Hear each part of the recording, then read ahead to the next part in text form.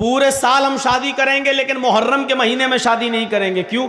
मुहर्रम का महीना मातम का महीना, अगर मुहर्रम के महीने में शादी कर दी अपने बेटे या बेटी की तो घर में मातम ही मातम रहेगा।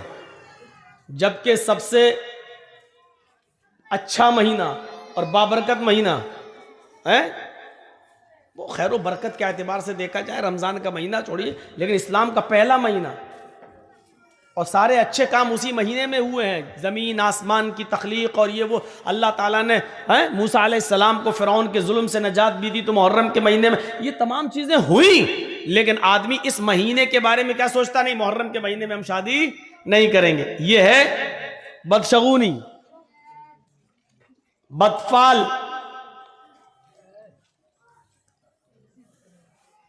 गाड़ी चल रही है स्पीड में, अचानक बिल्ली रास्ते से गुजर गई, रोक दी गाड़ी। क्या हुआ? नहीं, बिल्ली ने रास्ता काट दिया।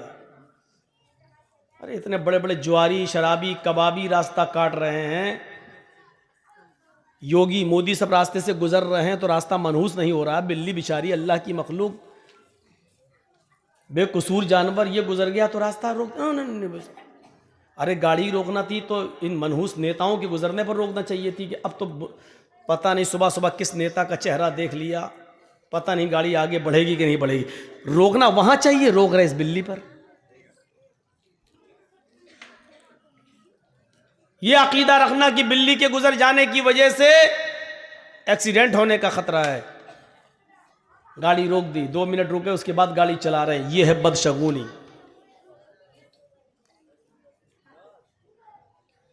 हाजी साहब हज करने जा रहे थे, रास्ते से वापस लौट आए। बीवी ने पूछा क्या हुआ? बिल्ली रास्ते से गुजर गई, अब हज नहीं होगा, लौट आए। यह है बदशगुनी। अरब के लोग जब कोई कारोबार करते थे, कोई बिजनेस करना चाहते थे तो एक चिड़िया पकड़ के उड़ाते थे। ऐसे चिड़िया पकड़ी और ऐसे छोड़ दिया, अगर वो दाहिनी तरफ गई, राइट साइड गई तो कहते थे हमारा काम बन जाएगा, अच्छा बिजनेस होगा, कारोबार अच्छा होगा। और अगर वो बाएं तरफ भागी तो वो काम नहीं करते थे। नहीं नहीं नहीं नहीं नहीं, ये चिड़िया उल्टी तरफ बाएं तरफ गई है, अब तो हमारा कारोबार फेल हो, नहीं नहीं नहीं, हम नहीं करेंगे बिजनेस, इस चिड़िया ने बता दिया कि हमें नुकसान हो। ये है बदशगुनी, ये है बदशगुनी। अपने छोटे से बच्चे को खेल रहा है, काला धागा लेकर उसकी कमर पे बांध दिया। ये काला धागा उसको बचाएगा नजरे बद से। ये है बदशगुनी। ये माएं जो अपने छोटे छोटे बच्चों को जो नहला धुलाने के बाद एक काले रंग का काजल का टीका लेती हैं और अपने बच्चे के सर पे या गाल पे कहीं लगा देती हैं, काले रंग का ये इससे क्या होगा? नजर नहीं लगेगी। ये है बदशगुनी।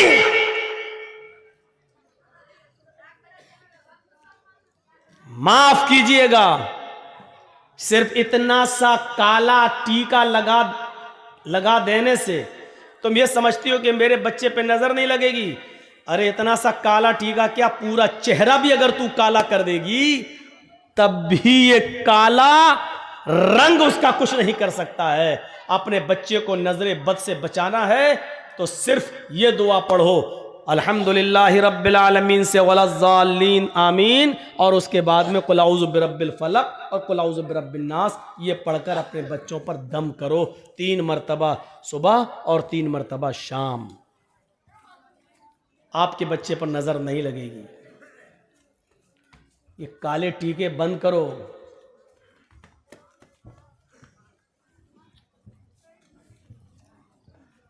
ऐसे लगाओ, टीका लगा दिया। कितने बच्चे खेलते हुए हमारी गोद में आ जाते हैं, यही बिहार बंगाल के अंदर। ए मौलाना साहब जरा मेरे बच्चे के सर पे हाथ फेर देना, गोद लिया, काला टीका लगा हुआ है, काजल लगा हुआ है।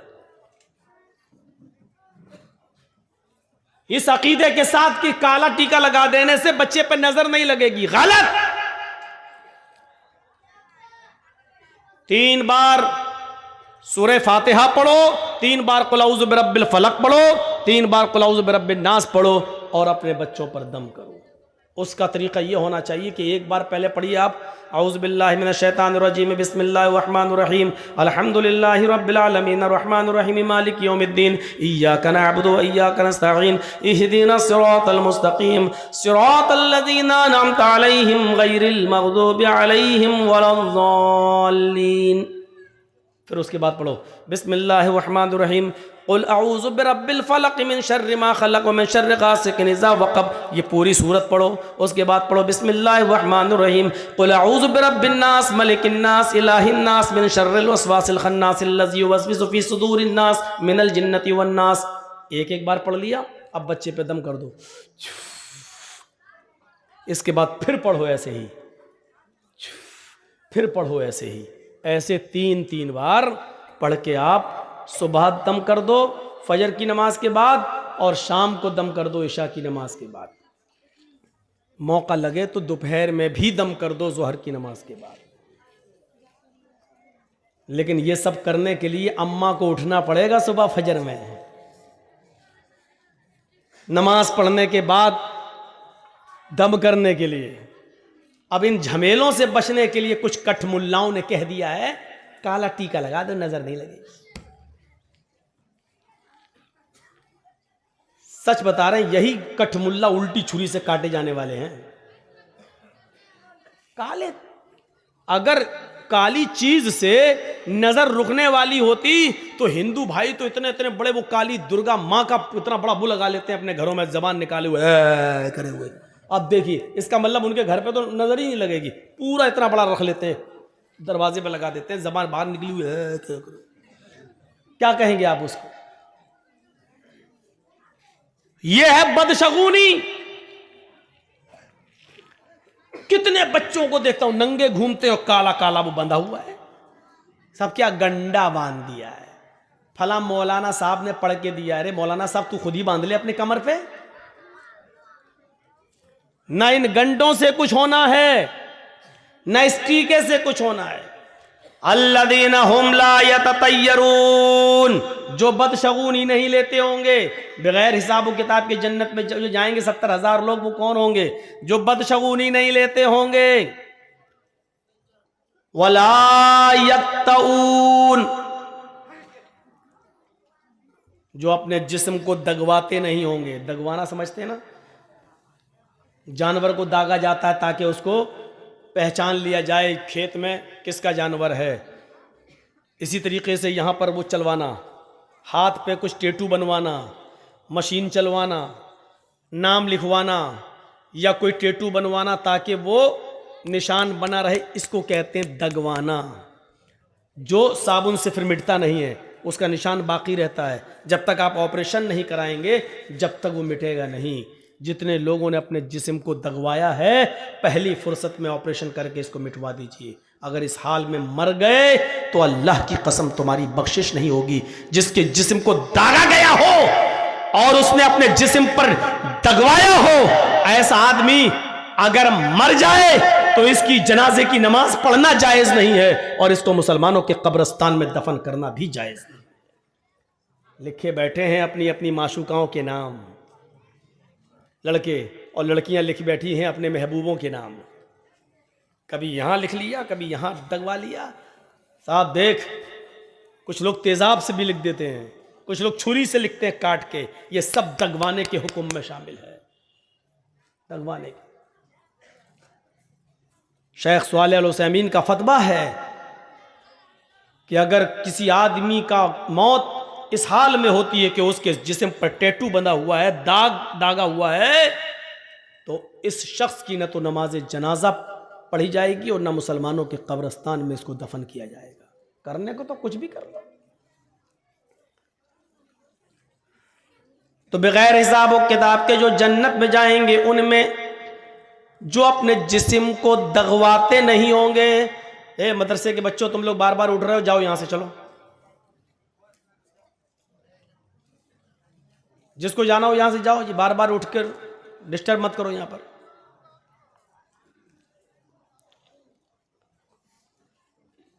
अल्लज़ीना हुम ला यततय्यरून वला यक्तऊन, और जो अपने जिस्म को दगवाते नहीं होंगे। और तीसरी चीज सुन लीजिए, जो बगैर हिसाब व किताब के जो लोग जन्नत में जाएंगे उनमें तीसरी चीज क्या है? सही बुखारी की हदीस, अल्लाह के नबी फरमाते वला यस्तरकून, जो झाड़ फूक नहीं करते होंगे। बहुत साफ लफ्ज मौजूद है, कोई तशरीह करने की जरूरत नहीं है। जो झाड़ फूक नहीं कराते होंगे। मौलाना साहब बुखार आ गया, फूंक दो मेरे ऊपर। अब मौलाना जर्जी साहब बैठो, बैठ पढ़ रहे हैं, छू दम कर रहा है। एक बात याद रखिएगा, दम करना जायज है। मसला याद रखिएगा, किसी बीमार आदमी पर सूरह फातिहा पढ़ना, मुअव्वज़तैन पढ़कर दम करना, अल्लाहुम्मा शफ़ी अंत शाफ़ी ला शिफ़ा इल्ला शिफ़ाउ का शिफ़ा अल्ला युगादिरु सक़मन, ये दुआ पढ़कर दम करना जायज़ है। आप इसको नाजायज़ नहीं कह सकते। कुरान की आयतें पढ़कर, सही हदीसें पढ़कर, जो आयात शिफ़ा और आयात दुआ है उसको पढ़कर दम करना जायज़ है। लेकिन अगर कोई बीमार आदमी ये भी ना कराए और अल्लाह पर भरोसा करके छोड़ दे कि नहीं उसी ने बीमार किया है वही हमें ठीक करेगा, अगर उसकी मर्जी होगी तो हम क्यों जाएं किसी मुल्ला मौलवी के पास झाड़ फूंक कराने। अगर वो अल्लाह पर तवक्कुल करके छोड़ देता है तो ये और ज्यादा बेहतर है। इसी को अल्लाह के नबी ने फरमाया वला यस्तरकून, जो झाड़ फूंक नहीं करवाते होंगे। झाड़ फूंक की आड़ में असल में बहुत बुरे बुरे काम हो रहे हैं। मर्दों के साथ साथ जवान लड़कियां भी मुल्ला मौलवियों के सामने बैठ जाती हैं कि फूंक दो मेरे ऊपर। हम समझते हैं, हमारा बाप समझता है लड़की का कि चलो कुरान ही तो है, अल्लाह का कलाम है, और फूंकने वाला तो मौलाना है। मौलाना तो फरिश्ता होता है बेचारा, वो इंसान कहां होता है, वो तो फरिश्ता होता है। जिस तरीके से पर्दा 10 साल की उम्र की लड़की को, 10 साल से बड़ी लड़की को जिस वक्त 10 साल की हो जाए उसके बाद लड़की को अपना चेहरा भी छिपाना पड़ेगा, अपने हाथ की हथेलियां भी छुपाना पड़ेंगी, उसको पर्दा करना पड़ेगा। और जिन लोगों से पर्दा करना है उनमें मुल्ला मौलवी भी शामिल हैं।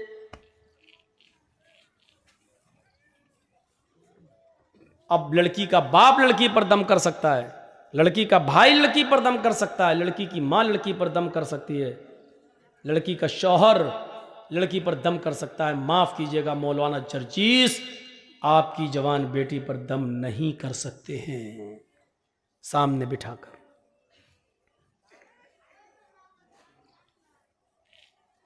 वला यस्तरकून, झाड़ फूंक नहीं कराते होंगे।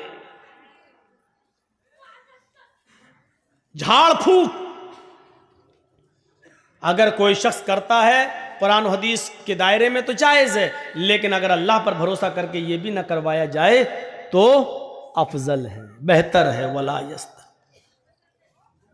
और चौथी चीज वाला रब्बिहिम यतवक्कलून, और जो अपने रब के ऊपर पूरा पूरा भरोसा और तवक्कुल करते होंगे, ये लोग बगैर हिसाब व किताब के जन्नत में जाएंगे। अब जन्नत में जाने वाले कितने लोग हो गए? जिन्होंने कहा ला इलाहा इल्लल्लाह वो जन्नत में जाएंगे, जिन्होंने ला इलाहा इल्लल्लाह के साथ नमाज पढ़ी, रोजा रखा, हज किया, ज़कात दी, यानी चारों काम किए, ये जन्नत में दाखिल होंगे। और तो तीसरी चीज मन कान फी आखिरी कलाम, मन कान फी आखिर कलाम ही ला इलाहा इल्लल्लाहु दखलल जन्नह, और जिसकी जबान से आखिरी जुमला ला इलाहा इल्लल्लाह निकला वो जन्नत के अंदर दाखिल होगा। जो बदशगुनी नहीं करता होगा वो जन्नत के अंदर दाखिल होगा। बगैर हिसाब व किताब की जाने वालों में ये भी शामिल है। और जो अपने जिस्म को दगवाते नहीं होंगे, और जो झाड़ फूंक नहीं कराते होंगे, और जो अपने रब के ऊपर पूरा का पूरा तवक्कुल और भरोसा और एतमाद करते होंगे, अल्लाह के अलावा उनका यह एतमाद किसी और के ऊपर नहीं गया होगा, ये बगैर हिसाब ये जन्नत में जाने वाले लोगों में से होंगे। आइए एक और आसान तरीका बता दूं जन्नत में जाने का, और बहुत आसान है। मा मिनकुम मिन अहदिन, मा मिनकुम मिन अहदिन यतवज़्ज़उ फयुहसिनुल वुज़ू सुम्मा यक़ूल अशहदु अल्ला इलाहा इल्लल्लाह व अशहदु अन्ना मुहम्मदन अब्दुहु व रसूलुहु इल्ला फुतिहत लहु अब्वाबुल जन्नति समानियतु। तुम में से जिसने वुजू बनाया, लीजिए, तुम में से जिसने वुजू बनाया, फयुहसिनल वुजू, और अच्छी तरीके से वुजू बनाया। एक तो होता वुजू बनाना और एक होता है अच्छी तरीके से वुजू बनाना। वुजू बनाना क्या है? जैसे बिहार में एक जगह हम जलसे में गए तो जो टोटियाँ लगी थी मस्जिद में, नल जो लगे हुए थे, वहाँ बैठकर मैं वुजू बना रहा था। तो जमात खड़ी थी, बिहारी का एक आदमी बेचारा आया उसी गांव का और मेरे पास आकर बैठ के वो भी वुजू बनाने लगा। हमसे पूछता है कि मौलाना साहब हमें कितनी रकात हो गई? हमने कहा शायद 2 हो गई, ये 2 बची हैं। 2 हो गई कि हाँ। अब देखिए उसकी वुजू की, अल्लाह, उसको दोनों मिल गई और मैं जब तक वुजू बना के पहुंचा तो मेरी एक और छूट गई। बैठा तो निकल चुकी थी, 2 रह गई थी। पूछा कितनी मौलाना, कितनी हो गई? हमने कहा 2 हो गई, शायद 2 रह गई। उसने इतनी जल्दी वुजू बनाया कि जो रह गई थी वो दोनों मिल गई। अब अल्लाह बेहतर जाने कि इसने वुजू बनाया कि क्या किया। ये वुजू नहीं है। कौन सा वुजू बनाने वाले को जन्नत मिल रही है? वुजू सीखिए क्या है। फयुहसिनल वुजू, अच्छी तरीके से वुजू बनाना। अच्छी तरीके से वुजू क्या है? आप एक चुल्लू पानी लीजिए, जैसे नल पर बैठे तब भी, टोटी खोलिए, पानी लीजिए, टोटी बंद कर दीजिए, पानी ज्यादा जाया ना हो। 2 मुद पानी में अल्लाह के रसूल वुजू बना लेते थे। 4 मुद का 1 सा होता है, 4 मुद का 1 सा होता है और 1 सा 2.5 किलो का होता है। कितने का? 2.5 किलो का, यानी 2.5 लीटर में का आधा करो तो कितना हुआ भाई? 2.5 किलो। ये 4 मुद है, 4 मुद का 1 सा, और 1 सा कितने का होता है? 2.5 किलो का। तो आधा सा यानी 4 में से 2 मुद, तो आधा सा यानी 2.5 किलो का आधा करिए तो कितना हुआ? 1.25 लीटर पानी में अल्लाह के रसूल वुजू बना लेते थे। सुन लीजिए, एक बाल्टी भरकर वुजू बनाने वालों, वुजू बनाने का सवाब तो मिलेगा, लेकिन 1 बाल्टी पानी जो खर्च कर दी इसका गुनाह भी पड़ेगा। तुम बचोगे नहीं। सोचिए,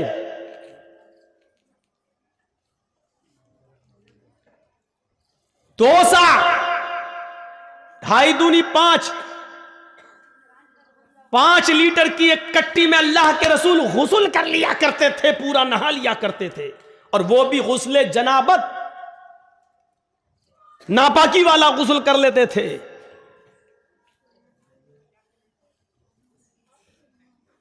मौलाना साहब इतने में तो हमारे पैर भी नहीं धुलेंगे। गुस्ल खाने में जाते ही पहले हम टोटी खोल के अपना बाथरूम साफ करते हैं, उतना पानी तो हम गुस्ल खाने को साफ करने में लगा देते हैं।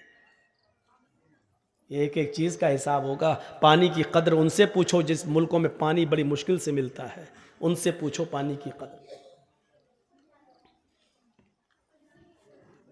उनसे पूछो। और राजस्थान के इलाके में जहां गर्मी बहुत पड़ती है और रेगिस्तानी इलाका है, उन लोगों से पूछो। पहाड़ी इलाकों पर जहां पानी पहुंचता नहीं है, उनसे पूछो पानी की कदर। तो ये खोला या लोटा है, पलटा, ये पानी लिया, अब इसको ऐसे मलिए। ये अच्छी तरीके से वुजू बनाना। ये हुआ? अभी नहीं हुआ। अब ये उंगलियां इसमें डालिए ऐसे, ये वाली उंगलियां इधर और ये वाली उंगलियां इधर। ये फिर दूसरी बार लीजिए, फिर ऐसे कीजिए, फिर ऐसे करिए, फिर तीसरी बार पानी लीजिए, फिर ऐसे कीजिए। ये हुआ। अब आइए, फिर एक चुल्लू पानी लीजिए, आधा पानी मुंह में, आधा, और आधा बचे फिर नाक में चढ़ाइए। जिस हदीस में ये आया 3 बार कुल्ला करो, फिर 3 बार नाक में पानी डालो, बहुत ही मौजरत के साथ कहता हूं यह हदीस ज़ईफ है। एक ही चुल्लू पानी लेना है, आधा मुंह में। अब शुरू शुरू में थोड़ी सी आदत नहीं बनेगी, कभी पूरा ही चला जाएगा मुंह में, क्योंकि अभी यहां तक आदत नहीं है आपकी। आधा मुंह में और आधा नाक में। अब दाहिने हाथ की उंगली से दांतों को रगड़िए ऐसा, और बाएं हाथ के ये अंगूठा और ये वाली उंगली ये नाक में डालिए ऐसे, और उसके बाद नाक से निकालने के बाद जो आधा पानी मुंह में था उसका कुल्ला कीजिए, जो पानी मुंह में उसको नीचे डालिए, और ये अंगूठे से ये बाएं नाक का नथुना पकड़िए ऐसे दबाइए, और नाक झाड़िए कस के। हम ज्यादा जोर से नहीं बोले करेंगे, नहीं तो पता चला यहां असली की यहीं टपक जाएगा। ऐसे करके झाड़िए, फिर इस उंगली से आप ये पकड़ के दबाइए ऐसे, फिर झाड़िए, और फिर दोनों हाथ से पकड़ के उसको साफ करिए।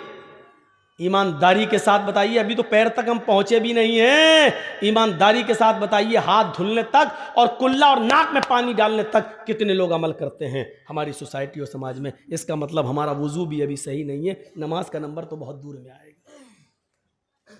अभी एक बार हुआ, ऐसे ही दोबारा फिर पानी लेना है, और फिर आधा मुंह में और आधा नाक में चढ़ाना है, और फिर वही दोहराना है।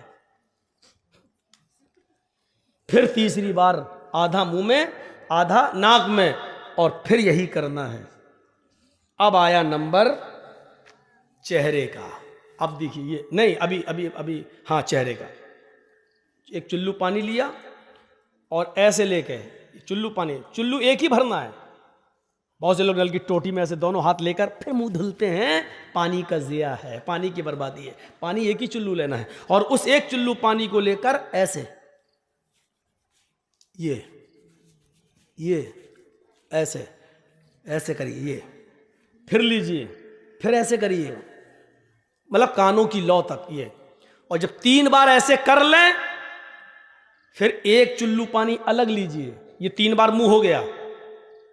अब एक चुल्लू पानी लेकर उसको दोनों हाथों पर ऐसे डाल के ये ऐसे करके, अब ये दाढ़ी में ऐसे, जिसकी दाढ़ी हो वो ऐसे ऐसे ऐसे ऐसे करे। अब जिसकी दाढ़ी होगी वो करेगा।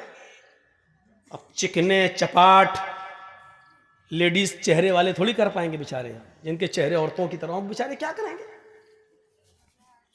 वो बेचारे नहीं लेंगे चुल्लू पानी, दाढ़ी नहीं है तो क्या करेंगे वो? जिसकी दाढ़ी है वो, ये है आपका मुंह। मौलाना साहब तकरीर कहाँ कर रहे हैं? ये मसले सीखना जरूरी है, जलसे बहुत सुन चुके हैं आप, लंबी चौड़ी तकरीरें बहुत सुन चुके हैं आप। 20 साल से तकरीरें करने आ रहा हूं, अगर हमारा वुजू ही सही नहीं है तो 20 साल की मेहनत बेकार हो गई हमारी। जलसे नमाज और आदि बनाने के लिए होते हैं इबादत का। अगर उन जलसों से हमारी इबादतें वैसी की वैसी हो रही हैं तो फिर जलसों का कोई फर्क नहीं पड़ रहा हमारी जिंदगी पर, जब हमारा वुजू सही नहीं, हमारी नमाजें सही नहीं। और कल इंशाअल्लाह बताऊंगा आपको नमाज के टॉपिक पर। आज ये बता रहा हूं जन्नती कौन, और कल नमाज के टॉपिक पर अजान क्यों दी जाती है, कल ये बताऊंगा। जोहर में 4 रकात क्यों है, कल ये बताऊंगा। फजर में 2 रकात क्यों पढ़ी जाती है, ये बताऊंगा। मगरिब में 3 रकात क्यों पढ़ी जाती है, ये बताऊंगा। मगरिब और इशा की और फजर की नमाज में जोर से क्यों पढ़ा जाता है, इमाम जोर से तिलावत क्यों करता है, जोहर में और असर में आदमी आहिस्ता क्यों पढ़ता है, कल ये बताऊंगा। कल की तकरीर थोड़ी दूसरे हिसाब की होगी नमाजी पर, लेकिन यह बताया जाएगा कि जोर से क़िरात क्यों की जाती है और आहिस्ता क्यों की जाती है। जोहर में 4 क्यों है और असर में 4 क्यों है और इशा में 4 क्यों है, और फजर जो सबसे अहम नमाज है जिसमें उठना मुश्किल है उसमें 2 ही क्यों है।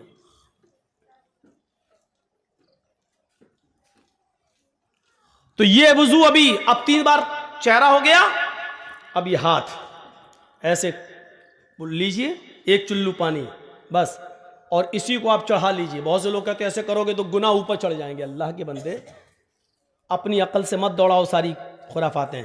पानी लिया और ऐसे करो, और इस हाथ से ऐसे ऐसे ये कोहनी तक आप धुलिए, फिर लीजिए, फिर कोहनी तक धुलिए, फिर इसी दाहिने हाथ में एक चिल्लू पानी भरकर फिर उल्टे हाथ पर ऐसे ऐसे कीजिए, ये फिर लीजिए, फिर कीजिए, और उसके बाद में एक बार पानी लिया चुल्लू में, एक ही चुल्लू पानी, फिर लेकर फिर आपको ऐसे करके ये ऐसे करके ये करना है। सुनिए, मसा यहां तक लाइए, जहां पर सर पर तकिया रखते हैं आप, ये यहां तक, जिसको हम लोग गुद्दी बोलते हैं, यहां तक लाइए हाथ, बिल्कुल ऐसे ही।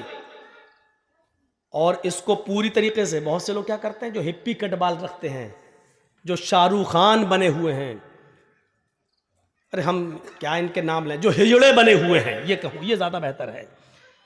हम तो ये जुमला इस्तेमाल करेंगे, जिसको बुरा लगता हो वो लगे और कल ना आए।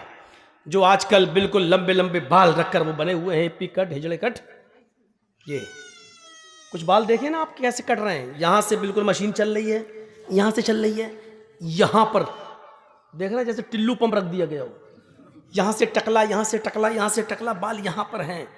कसम खुदा की ऐसा लगता है ये बाल कौन से हैं, इसको हम कहते हैं सुअर कट बाल, सुअर कट बाल है ये लोग रख रहे हैं आज। ये तो क्या है, सर का मसा, ये और फिर यहां से वापस लाइए, ये अब आपका सर का मसा हो गया, और जोर से करना है, बाल बिगड़ जाने दो। अरे हमारे भी तो बिगड़ गए हैं, हम भी तो कंगी अंगी करके आए। आपको समझाने के लिए देखिए, ये लिया यहां से लेके ऐसे, ये लीजिए, ये हो गया, फिर यहां से वापस लाइए, ये। अब उसके बाद दोबारा पानी लेने की जरूरत नहीं है, इसी दोनों उंगलियों को कान में डालिए और कान में आप फेरते चले जाइए, आपकी उंगली अपने आप घूमती रहेगी। क्यों? उसमें वो गड्ढे बने हुए हैं, ये अपने आप जब आप ऐसे करेंगे, ऐसे चलाएंगे तो सब उसकी जो नालियां बनी हुई हैं उसमें जाता रहेगा। ये करने के बाद ऐसे देखिए, ये कर लिया, और ये दो अंगूठे, ये देखिए, ये गौर से, इस वक्त खरगोश मत समझना हमको, ये दो अंगूठे जो अभी यहां करने के बाद ये एक बार, ये है आपका सर का मसा। ईमानदारी के साथ बताइएगा ऐसा वुजू कौन बना रहा है आजकल? चले हैं नमाज पढ़ने के लिए, 900 चूहे खा के बिल्ली चली हज को। अब उसके बाद में आइए पानी के लिए पैर धुलने का। तो ये पैर धुलने का बड़ा अजीब मसला है, 3 बार कैसे धुला जाएगा? अब चिल्लू भर पानी लेकर तो नहीं धुला जाएगा, तो आपके पास जो लोटा हो तो वो उस पर थोड़ा सा पैर में उलट कर ये करिए ऐसे, और फिर ये उंगली ऐसे, एक एक उंगली, अब हम मोजे पहने हैं तो इसलिए एक एक उंगली को जैसे हम हाथ में किया था ऐसे इसको भी ऐसे करिए। आपको लगता है कि कहीं खुश्क न रह जाए, थोड़ा सा पानी और डाल लीजिए, फिर ऐसे करिए, ये ऐसे 3 बार ये और 3 बार ये, दोनों पैर कम से कम यहाँ तक, टखने तक, यहाँ तक धुलना है। ज़्यादा अगर आप धुल लेते हैं तो कोई मुज़ायक़ा नहीं है, कोई हर्ज नहीं है, धुल सकते हैं। ये है आपका वुज़ू, जिसको कहते हैं फ़युहसिनुल वुज़ू, अच्छी तरीके से वुज़ू बना। अब हदीस सुनिए, मा मिनकुम मिन अहदिन यतवज़्ज़उ फ़युहसिनुल वुज़ू थुम्मा यक़ूल, तुम में से जिसने वुज़ू बनाया और अच्छी तरीके से वुज़ू बनाया, और वुज़ू बनाने के बाद खड़ा हो गया, वुज़ू बनाकर फारिग हुआ, खड़ा हो गया, खड़ा होने के बाद जिसने ये दुआ पढ़ी, अशहदु अल्ला इलाहा इल्लल्लाहु व अशहदु अन्ना मुहम्मदन अब्दुहु व रसूलुहु, जिसने वुज़ू बनाने के बाद ये दुआ पढ़ी, इल्ला फुतिहत लहु अब्वाबुल जन्नति समानिया, ऐसे आदमी के लिए जन्नत के 8 दरवाजे खोल दिए जाते हैं। जन्नत के 8 दरवाजे इस आदमी के लिए खोल दिए जाते हैं। अच्छी तरीके से वुजू बनाकर दुआ मांगने वाला, दुआ पढ़ने वाले के लिए जन्नत के 8 दरवाजे खोल दिए जाते हैं। यह है जन्नत। मोबाइल में 2 GB खर्च करके जहन्नम कमा रहे हो, पैसा खर्च कर करके वो जहन्नम ले लेते हो, लेकिन जन्नत फ्री में मिल रही, हम लेने के लिए तैयार नहीं। ये हो गया वुजू। और वुजू बनाने के बाद जिसने दुआ पढ़ी, और दुआ देखो इतना सा बच्चा कुर्सी चोरी करके कहाँ भाग रहा, रहने दो, किसी बड़े बाप का बेटा लग रहा हो, अभी से जमीन पे नहीं बैठ रहा, अभी से कुर्सी पे बैठ रहा है।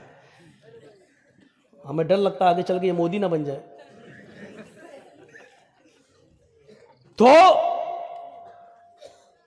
वजू बनाया और अच्छी तरीके से वजू, और वजू बनाने के बाद ये दुआ, बहुत से लोग ये दुआ भी पढ़ते हैं, अल्लाहुम्मा जालनी मिनत तव्वाबीन व जालनी मिनल मुतताहिरीन। कोई हर्ज नहीं, पढ़ सकते हो, जायज़ है। लेकिन मुस्लिम शरीफ की हदीस में इतनी ही दुआ बताई जितनी मैंने पढ़ी है, अशहदु अल्ला इलाहा इल्लल्लाह व अशहदु अन्ना मुहम्मदन अब्दुहु व रसूलुहु। अगर इतनी दुआ पढ़ते हैं तब भी काफ़ी है, और यह हदीस सही है, मुस्लिम की है। तिरमिजी के अंदर अल्फाज की ज़्यादती है, अल्लाहुम्मा जालनी मिनत तव्वाबीन व जालनी मिनल मुतताहिरीन। आप पढ़ सकते हैं, कोई हर्ज की बात। तो जिसने ये दुआ पढ़ी उसके लिए जन्नत का 1 नहीं, 2 नहीं, 3 नहीं, 4 नहीं, 8 दरवाजे उसके लिए खोल दिए जाते हैं। जन्नत के 8 दरवाजे उसके लिए खोल दिए जाते हैं। अब सुनिए, वजू बनाया और वजू बनाने के बाद दुआ पढ़ी, उसके लिए जन्नत के दरवाजे खोल दिए गए। एक और हदीस इसी में जोड़ देता हूं। हजरत बिलाल रजी अल्लाह तआला अन्हु को अल्लाह के नबी सल्लल्लाहु अलैहि वसल्लम ने फरमाया, आए बिलाल मैंने जन्नत का दौरा किया, आए बिलाल मुझे जन्नत दिखाई गई, आए बिलाल जब मुझे मेराज हुई और मुझे जिब्रील ने जन्नत का मुआयना कराया, मुझे जन्नत दिखाई, तो मैंने जन्नत देखी। जन्नत के अंदर हमने तुम्हारे जूतों की आवाज सुनी। आए बिलाल जन्नत के अंदर मैंने तुम्हारे जूतों की आवाज सुनी। तुम ऐसा कौन सा अमल करते हो जिस अमल की वजह से मैंने जन्नत के अंदर तुम्हारे जूतों की आवाज सुनी।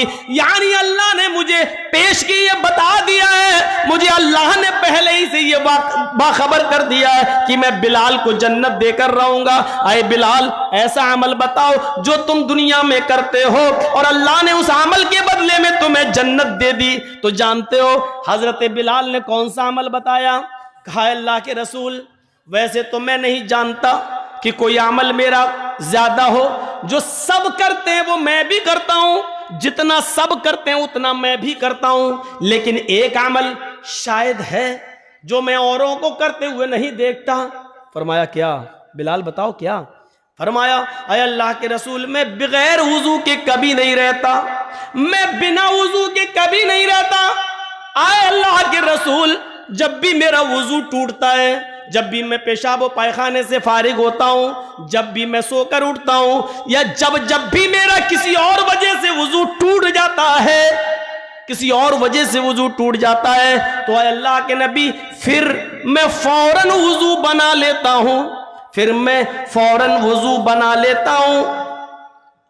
और जब भी मैं वुजू बनाता हूं तो मैं 2, 4, 6, 8 रकात जितनी अल्लाह मुझे ताकत देता है मैं जरूर पढ़ लेता हूं। यानी मैं वुजू बनाकर 2-4 नफिल नमाज तहय्यतुल वुजू मैं जरूर अदा कर लेता हूं। पहली चीज मैं बिना वुजू के नहीं रहता, जब भी मेरा वुजू टूट जाता है मैं फौरन दोबारा वुजू बना लेता हूं, और जब भी मैं वुजू बनाता हूं तो मैं 2 रकात कम से कम तहय्यतुल वुजू जरूर पढ़ लेता हूं। अल्लाह के नबी ने कहा बस बस बस आए बिलाल यही तेरा वो अमल है जो तुझे जन्नत के अंदर ले गया। पता चला कि बावुजू रहना और जब भी वुजू बनाया जाए उसके बाद 2 रकात नफिल पढ़ लेना, यह भी जन्नत में जाने वाला एक रास्ता है। हम आए ही हैं इस दुनिया में जन्नत कमाने के लिए, वरना जो अमल करके नहीं मरता वो गोलियों से मर जाता है। देख लो कल फिर मर्डर हुआ रात में 3 बजे। 20 साल से सबसे ज्यादा तकरीरें मेरी कत्ल पर वही मौजमपुर, हाड़ू चक और नारायणपुर वाले इलाके में होती है, कत्ल पर। क्या फर्क पड़ा है? आप ईमानदारी के साथ बता दीजिए, तकरीरों का कोई असर हो रहा है? जलसा चाहिए मौलाना जर्जीस साहब का, कोई और मौलाना नहीं चलेगा, जर्जीस साहब हर हाल में चाहिए। और जर्जीस साहब की 20 साल की तकरीरों का असर देखो, न कत्ल बंद हो रहा है, न जराइम बंद हो रहे हैं, न कैरम बोर्ड बंद हो रहा है, न गाली गलूच, न शराब नोशी, न सूद, न ब्याज, कोई कमी उसमें नहीं आ रही है। यह सूरत हाल पैदा है। हम और आप सब इस दुनिया में, इसीलिए मैंने कहा कल का भरोसा नहीं। बताइए 16 साल का लड़का, 19 साल का आदमी, अभी उस बेचारे ने जिंदगी में देखा क्या था? मैं नहीं जानता हूं कि वो अच्छा था या बुरा। अच्छे और बुरे का फैसला तो मेरे भाइयों सिर्फ अल्लाह के अलावा कोई नहीं कर सकता।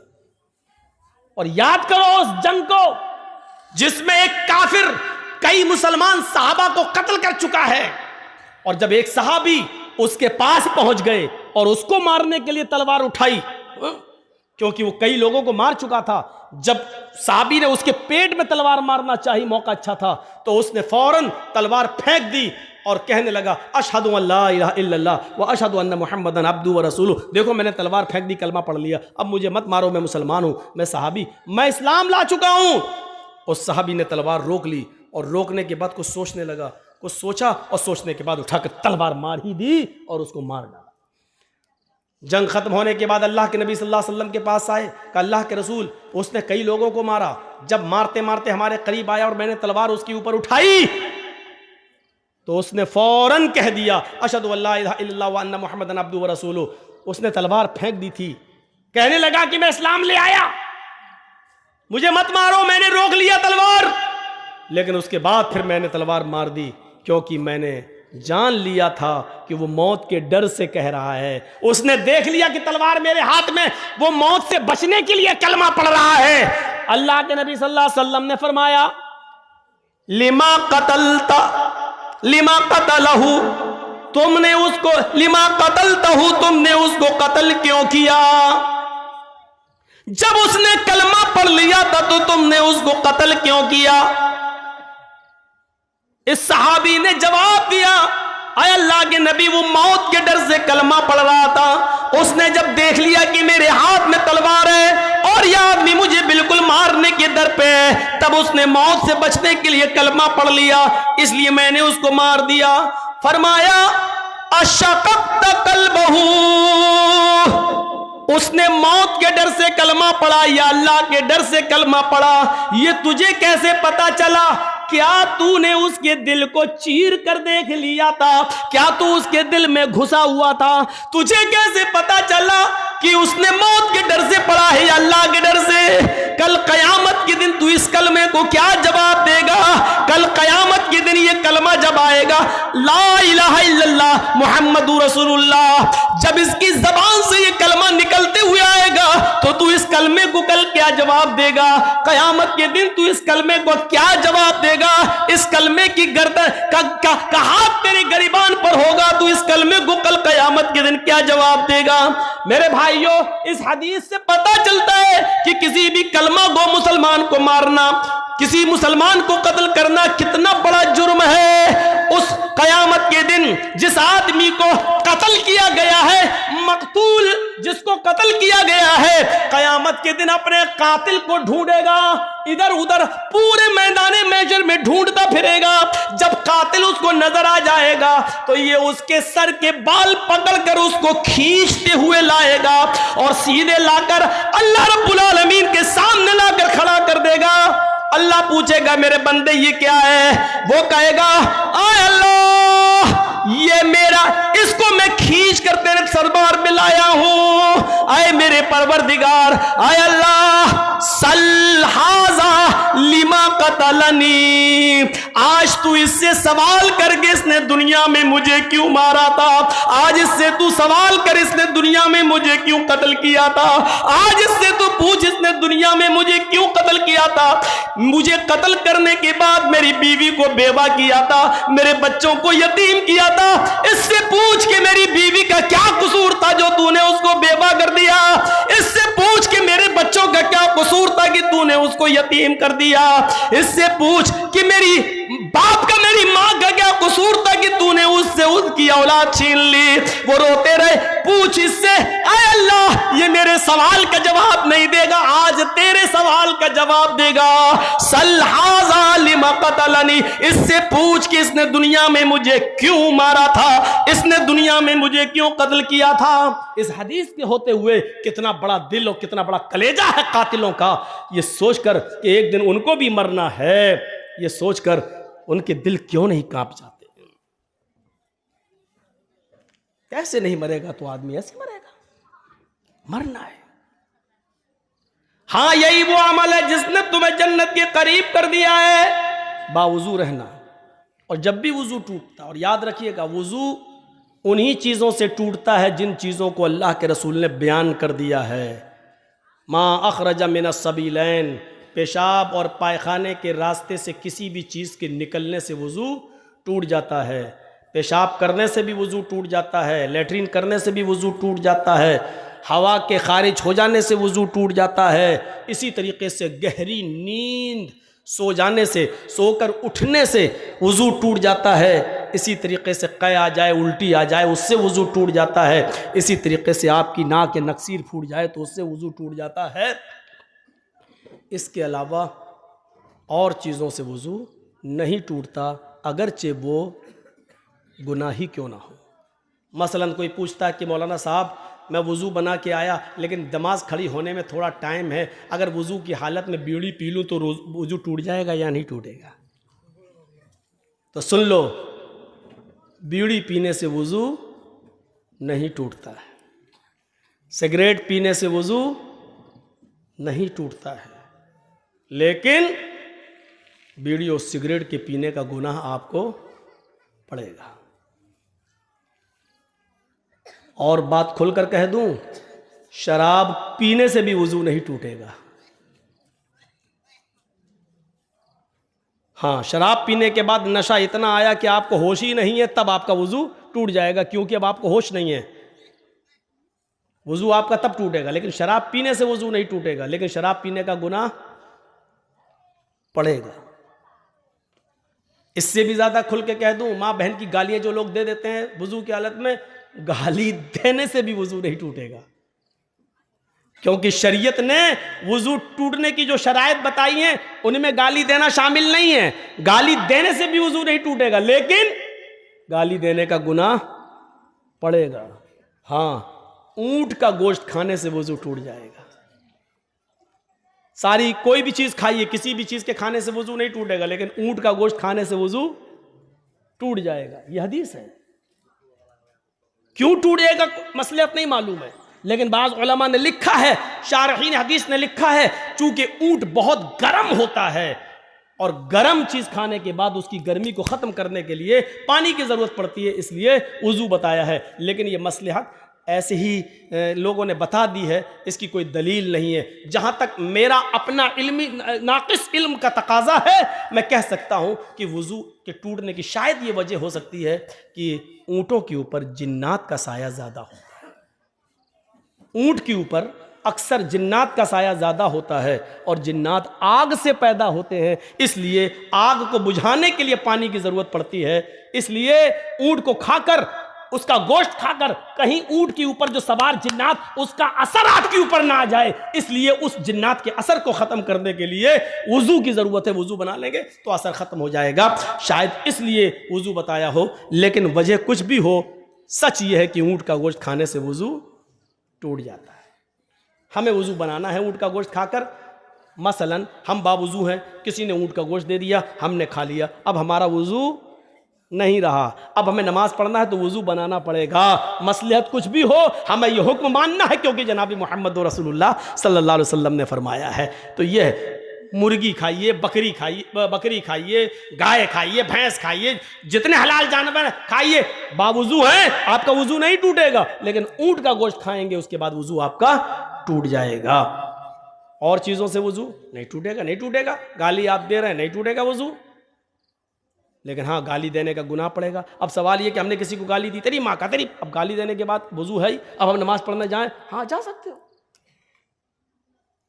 मौलाना साहब गाली दी तो अब क्या करोगे? गाली दी तो दोबारा वुजू बनाओगे? गाली देने से वुजू थोड़ी टूटा, वो तो गुनाह तेरा लिख गया है। बाएं हाथ के कांधे पर जो फरिश्ता है उसने लिख लिया तेरा गुनाह।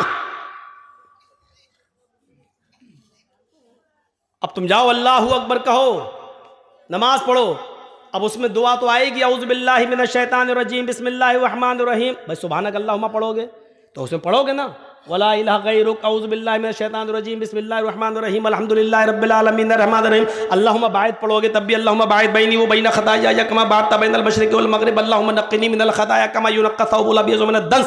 ये पूरी दुआ पढ़ोगे, उसके बाद पढ़ोगे औज़ु बिल्लाहि मिनश शैतानिर रजीम बिस्मिल्लाहिर रहमानिर रहीम। जहां आपने गाली दी औज़ु बिल्लाहि मिनश शैतानिर रजीम पढ़ने के बाद आपने उस असर को खत्म कर दिया, लेकिन गाली देने का गुनाह आपको पड़ेगा। तो मेरे भाइयों, इस बात को याद रखिएगा। मसले हैं ये छोटे छोटे, इनको अपने जहन में रखिएगा। हर हराम चीज नापाक नहीं होती है, मसला याद रखिएगा। हर हराम चीज नापाक नहीं होती है। मसलन हम नमाज पढ़ने के लिए जा रहे हैं, अचानक कोई आदमी शराब पी रहा और शराब की बोतल से शराब गिरी और मेरे कपड़ों पे गिर गई। अब शराब हमारे कपड़ों पे लगी हुई है, क्या इस शराब से हमारा कपड़ा नापाक हो जाएगा? क्या हम धोएंगे उसके बाद जाएंगे नमाज पढ़ने के लिए? तो मसला याद रखिए मेरे भाइयों, शराब हराम तो है लेकिन नापाक नहीं है। और नापाक ना हो, सिर्फ हराम है,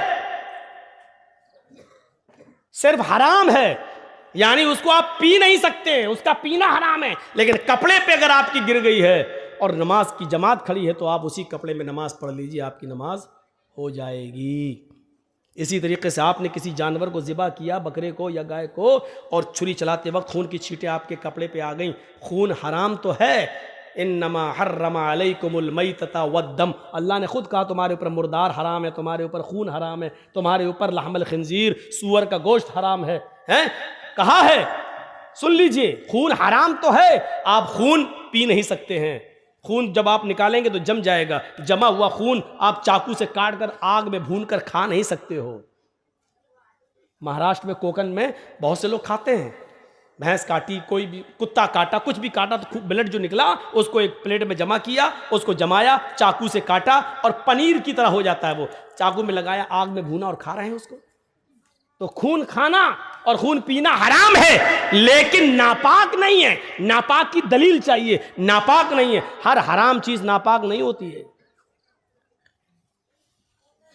कपड़े पे गिर जाए तो आप नमाज पढ़ सकते हैं, आपकी नमाज हो जाएगी। बहुत सी चीजें पाक होती हैं लेकिन गंदगी में शामिल हैं। गंदगी में शामिल है नाक। नाक क्या है? कोई आदमी नाक चाट लेगा? नहीं, लेकिन पाक है। अगर नमाज की हालत में हम छीके हूं और पूरी भर गई नाक, तब आप क्या करेंगे? आपके पॉकेट में रुमाल हो, निकालिए, पोंछिए, रुमाल जेब में रख दीजिए। वही रुमाल है, नाक उसमें भर ली है और उसी रुमाल को आपने जेब में भर लिया, आप नमाज पढ़ सकते हैं। रुमाल नहीं है तो आप क्या करेंगे? कुर्ता उठाइए, कुर्ते में पोंछ लीजिए, क्योंकि आपके नाक पे लगी हुई है। क्या करेंगे आप? कुर्ता उठाइए, पोंछ लीजिए और आप उसी में नमाज पढ़ेंगे। तो नाक गंदी तो है लेकिन नापाक नहीं है। थूक, थूक, जमीन पर हमारे मुंह में थूक है, पी गए, खा गए। हर आदमी के साथ ऐसा होता है, अपना थूक आदमी निकल जाता है, कोई बात नहीं, लेकिन अपना ही थूक अगर जमीन पर थूक दे उसके बाद कहो चाटो तो नहीं चाटेगा। हम खांसे बलगम आ गया, अब बलगम क्या करे? रुमाल नहीं है, दामन में पोंछ लिया, नमाज पढ़ रहे हैं। ये गंदा तो है लेकिन नापाक नहीं है। याद रखिए, हर हराम चीज नापाक नहीं होती है। कुत्ता हराम भी है और नापाक भी है। देख रहे हैं, कुत्ता हराम भी है और नापाक भी है। आप कुत्ता काट कर नहीं खा सकते हैं क्योंकि वो हराम है और नापाक भी है। अगर कुत्ता हमारे बर्तन में मुंह डाल दे तो उस बर्तन को 7 मरतबा धुलना पड़ेगा। पहली मरतबा मिट्टी से या आखिरी बार मिट्टी से। अब आजकल मिट्टी नहीं है, साबुन सर्फ वगैरह है, तो उसको एक बार सर्फ से भी धुलना पड़ेगा। 7 बार बर्तन को धुलना है, पहली बार या आखिरी बार सर्फ से या मिट्टी से उसको धुल लीजिए। देखिए, कुत्ता नापाक भी है और हराम भी है, लेकिन बिल्ली हराम है लेकिन नापाक नहीं है। गोश्त दोनों का हराम है। देख रहे हैं आप, ना आप कुत्ता खा सकते हैं ना आप बिल्ली खा सकते हैं, लेकिन एक चीज हराम के साथ साथ नापाक भी है और दूसरी चीज हराम तो है लेकिन नापाक नहीं है। अल्लाह के रसूल ने बिल्ली को काटना और ज़िबा करके उसका गोश्त खाना हराम बताया है, लेकिन जब अल्लाह के नबी वुजू बनाते थे तो बिल्ली आपके पास चली आती थी। आप जिस लोटे से वुजू बना रहे हैं पानी से, बिल्ली की जबान निकली, आप उसी लोटे को टेढ़ा कर देते थे, बिल्ली उसी लोटे से पानी पी लिया करती थी। और बिल्ली के झूठे पानी से अल्लाह के रसूल वुजू बना लिया करते थे, और वुजू बनाकर आप मस्जिद में नमाज भी पढ़ने जाते थे। कुत्ता नापाक इतना कि उसके झूठे को 7 बार धुलना पड़ रहा है, और बिल्ली हराम के साथ साथ नापाक नहीं है, इतनी पाक कि उसका झूठा पानी अल्लाह के रसूल से वुजू बना के नमाज भी पढ़ने जा रहे हैं। तो याद रखिए, हर हराम चीज नापाक नहीं होती है। लिहाजा हराम चीज का खाना हराम है, लेकिन कपड़े में अगर लग जाए, अब वो स्प्रे होता है, स्प्रे परफ्यूम होता है ना, लोग कहते हैं इसमें अल्कोहल है। अल्कोहल, अरे जब शराब नापाक नहीं है तो अल्कोहल कैसे नापाक हो जाएगा? अल्कोहल पीना हराम है, अल्कोहल खाना हराम है।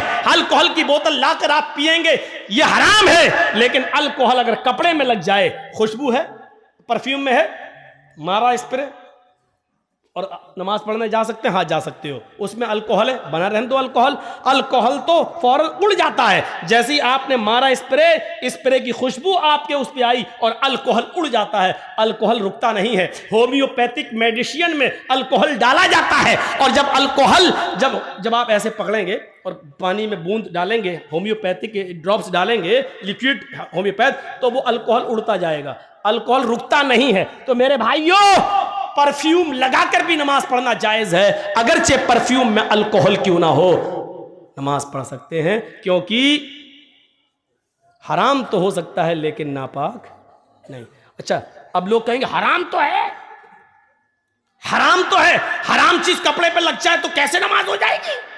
बिल्कुल ऐसे ही जैसे हजरत अबू हुरैरा बिल्ली को गोद में लेके नमाज पढ़ लेते थे। मैं पूछता हूं कि हराम है, फिर गोद में क्यों ले रहे हैं? हराम है, अल्लाह के नबी क्यों उठा रहे हैं? अच्छा, गधा क्या है? वो भी तो हराम है, लेकिन अल्लाह के रसूल गधे की पीठ पर बैठकर सवारी कर रहे हैं और चल रहे हैं। अगर गधा नापाक होता तो अल्लाह के रसूल सल्लल्लाहु अलैहि वसल्लम उस नापाक जानवर पर बैठकर सवारी नहीं करते। उसके जिस्म से निकलने वाले पसीने से अल्लाह के रसूल के कपड़े भी नापाक हो जाते, लेकिन अल्लाह के रसूल गधे की सवारी भी किया करते थे, सफर भी करते थे गधे पर बैठकर, और आकर आप उन्हीं कपड़ों में नमाज भी पढ़ते थे। अच्छा, सोना क्या है? सोना मर्द के लिए क्या है? सोना मर्द के लिए हराम है। आप सोने की अंगूठी नहीं पहन सकते हैं, आप सोने की चेन नहीं लगा सकते हैं, आप सोने की कोई चीज मर्द अपने जिस्म पर इस्तेमाल नहीं कर सकता है। लेकिन अगर वो अपनी बीवी के लिए सोने की चेन बनवा के जा रहा है, सोने की चूड़ी लेकर जा रहा है, लेकिन अजान का वक्त हो जाता है, वो मस्जिद में जा रहा है, वो सोना जो मर्द के लिए हराम है, लेकिन सोने की अंगूठी, सोने की चेन उसकी जेब में पड़ी हुई है, उसकी नमाज हो जाएगी। इसलिए कि सोना हराम है मर्द के लिए, लेकिन नापाक नहीं है। इतना याद रखिए कि कुछ चीज़ें नापाक तो हैं, लेकिन कुछ चीज़ें हराम तो है लेकिन नापाक नहीं। कुछ चीज़ें हराम हैं तो उसके साथ नापाक भी है, जैसे कुत्ता हराम है और नापाक भी है। हम कुत्ते को गोद में उठा नहीं सकते, अगर उठा लिया तो हमें कपड़े धुलना पड़ेंगे। अगर सूखा कुत्ता भी, ड्राई कुत्ता भी, सूखा कुत्ता भी अगर हमसे छुल गया तो हमें उतना हिस्सा धोना पड़ेगा, क्योंकि कुत्ते की खाल मोटी होती है और उसके जिस्म से निकलने वाला पसीना भी नापाक होता है। लिहाजा ड्राई कुत्ता, सूखा कुत्ता भी अगर हमसे छुल जाता है तो हमें उतना हिस्सा धुलना पड़ेगा। और बिल्ली चाहे कितनी ही हमसे रगड़े छुले, हमारी गोद में आके बैठ जाए, हमें कपड़े धुलने की ज़रूरत नहीं है। ये छोटे छोटे मसलों को आप याद रखिएगा। अब मैं थोड़ा सा आगे बढ़ता हूँ, तो वज़ू के बाद नफिल नमाज पढ़ लेना भी जन्नत में ले जाने का सबब है। इज़ा क़ाल अल मुअज़्ज़िन अल्लाहु अकबर अल्लाहु अकबर, जब मुअज़्ज़िन कहे अल्लाहु अकबर फ़क़ूलू अल्लाहु अकबर, तो तुम भी कहो अल्लाहु अकबर। वइज़ा क़ाल अल मुअज़्ज़िन अशहदु अल्ला इलाहा इल्लल्लाह, जब मुअज़्ज़िन कहे अशहदु अल्ला इलाहा इल्लल्लाह, तो तुम भी कहो अशहदु अल्ला इलाहा इल्लल्लाह। जब मुअज़्ज़िन कहे अशहदु अन्ना मुहम्मदर रसूलुल्लाह, तो तुम भी कहो अशहदु अन्ना मुहम्मदर रसूलुल्लाह। जब मुअज्जिन कहे हय्या अलस सलाह फक़ूलू ला हौला वला कुव्वता इल्ला बिल्लाह, जब मुअज्जिन कहे हय्या अलस सलाह तो तुम कहो ला हौला वला कुव्वता इल्ला बिल्लाह, जब मुअज्जिन कहे हय्या अलल फलाह तो तुम कहो ला हौला वला कुव्वता इल्ला बिल्लाह, जब मुअज्जिन कहे अल्लाहु अकबर तो तुम भी कहो अल्लाहु अकबर, जब मुअज्जिन कहे ला इलाहा इल्लल्लाह तो तुम भी कहो ला इलाहा इल्लल्लाह। देखिए मुअज्जिन अजान दे रहा मस्जिद में, हम चाय पी रहे हैं होटलों पर, अल्लाह के नबी क्या फरमाते हैं, जन्नत में जाना चाहते हो तो ये अमल करो, मुअज्जिन जो कहे वही तुम कहो। सिर्फ हय्या अलस सलाह और हय्या अलल फलाह पर ला हौला वला कुव्वता इल्ला बिल्लाह पढ़ो, और जब वो आजान दे चुके, जब उसकी आजान खत्म हो जाए तो तुम ये दुआ पढ़ो, अल्लाहुम्मा रब्ब हाज़िहि दावति ताम्मा वस्सलातिल काइमा आति मुहम्मदनिल वसीला वल फजीला वबअसु मकामम महमूदा अल्लज़ी वअदता। जिसने ये दुआ पढ़ ली मुअज्जिन के आजान देने के बाद, जिसने ये दुआ पढ़ी, हुल्लत लहू शिफात यौमल क़यामह, क़यामत के दिन अल्लाह रब्बुल आलमीन की जानिब से इस आदमी के लिए शिफात करना मेरे लिए हलाल हो जाएगा। ये जहन्नम के दरवाजे पर भी खड़ा होगा, मैं इसको जहन्नम के दरवाजे से खींच कर ले आऊंगा। अल्लाह मुझे इस बात की इजाजत देगा कि मैं इसकी शिफात करूं, सिफारिश करूं, और इसको जहन्नम के दरवाजे से भी खींच कर मैं जन्नत में ले जाऊंगा और दाखिल कर दूंगा। यानी इस आदमी के लिए सिफारिश करना मेरे लिए हलाल हो जाएगा। अब आप अंदाजा लगाइए, अजान के कलमात दोहराना है और ये दुआ पढ़ना है, और हमारे लिए अल्लाह के रसूल सिफारिश करने के लिए तैयार हैं। ये जन्नत में जाने का एक रास्ता है।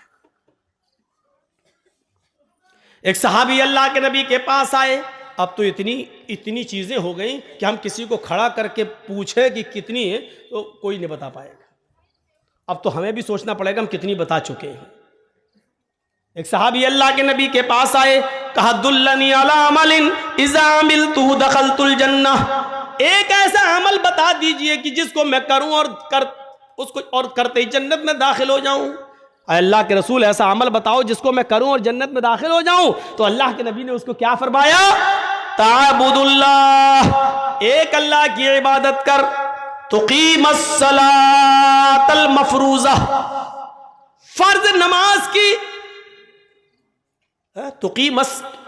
तुकीमस सलातल मकतूबा, फर्ज नमाज की हिफाजत कर, उसको पढ़, वतूतियज ज़कातल मकतूबा, और जो ज़कात तेरे ऊपर लिख दी गई है तू उस ज़कात की अदायगी कर, वतसूम रमज़ान, रमज़ान के पूरे महीने के रोजे रख, तहुज्जल बैत, और हज कर, खाने काबा की ज़ियारत कर, हज कर, तदखुलुल जन्नह, तू जन्नत के अंदर दाखिल हो जाएगा।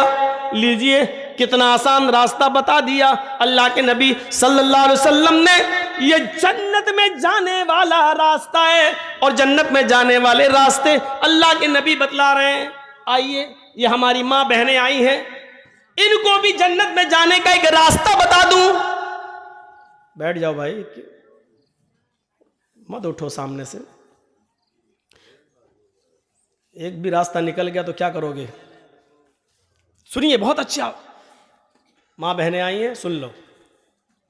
अय्युम अमरातिन इज़ा सल्लत खम्सहा व सामत शहरहा व अहसनत फरजहा व अतात बालहा फलतदखुल मिन अब्वाबिल जन्नति शात। ये चारों चीजें औरतों के लिए बताई जा रही हैं। जो औरत 5 वक्त की नमाज पढ़ ले, पाबंदी के साथ 5 वक्त की नमाज पढ़ती हो, वह सामत शहरा, रमजान के पूरे महीने के रोजे रखती हो, वह अहसनत फरजा, अपनी शर्मगाह की हिफाजत करती हो, बेहुदा कपड़े न पहनती हो, कपड़े लूज हो, ढीले ढाले हो, चुस्त न हो, उसके जिस्म का बना और कसावट दिखाई न देती हो, ढीले ढाले कपड़े पहनती हो, वह अतात बालहा, और अपने शौहर की इताअत व फरमा बरदारी करती हो, अपने शौहर की सेवा में, अपने पति की सेवा में कमी न करती हो। फल तदखुल मिन अब्वाबिल जन्नति शात, जन्नत की जिस दरवाजे से ये दाखिल होना चाहे हो जाए, इसको जन्नत का कोई फरिश्ता किसी भी दरवाजे पर खड़ा हो उसको जन्नत में जाने से नहीं रोक सकता। इस औरत के लिए जन्नत के सारे दरवाजे खुले हुए हैं, जिस दरवाजे से दाखिल होना चाहे चली जाए, इसके लिए जन्नत के सारे दरवाजे खुले हुए हैं। अय्युम अम्रातिन मातत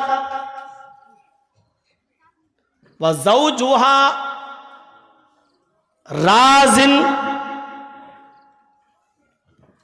अगर किसी औरत का इंतकाल हो जाए, अगर कोई औरत मर जाए लेकिन मरते वक्त वह ज़ौजुहा राजिन, उसका शौहर उससे राजी हो, उसका पति उससे राजी हो, जो औरत इस हाल में मरी हो कि मरते वक्त उसका पति उससे खुश था, मरते वक्त उसका पति उससे राजी था, दखलतिल जन्नह, तो अल्लाह ताला इस औरत को जन्नत के अंदर दाखिल करेगा। इससे पता चलता है कि जिस औरत की मृत्यु हो गई, जिस औरत की मौत हुई और उसका पति उससे राजी नहीं था, तो वो चाहे कितनी नमाजी रही हो, चाहे कितनी रोजेदार रही हो, चाहे कितनी तहज्जुदें पढ़ती रही हो, लेकिन मरते वक्त अगर उसका पति उससे राजी नहीं था, तो ये औरत इतनी नमाजें पढ़ने के बाद, रोजे रखने के बाद और तहज्जुद पढ़ने के बाद भी जन्नत में नहीं जा सकेगी। औरतों की नमाज और रोजा और हज और ज़कात ये डिपेंड करता है शौहर की मर्जी पर, शौहर की खुशी पर, उसके पति की मर्जी पर, पति की खुशी पर। अगर शौहर राजी तो औरत जन्नती, मरते वक्त अगर शौहर नाराज तो औरत जहन्नमी, नहीं जा सकती जन्नत के अंदर। इन चीजों पर हमें गौर करना है। आए अल्लाह के नबी सल्लल्लाहु अलैहि वसल्लम हमें जन्नत में जाने का रास्ता बताओ, हम जन्नत में जाना चाहते हैं, हम क्या करें? फरमाया अफशुस सलाम, उड़ते बैठते चलते फिरते मोहल्ले में, गांव में, शहर में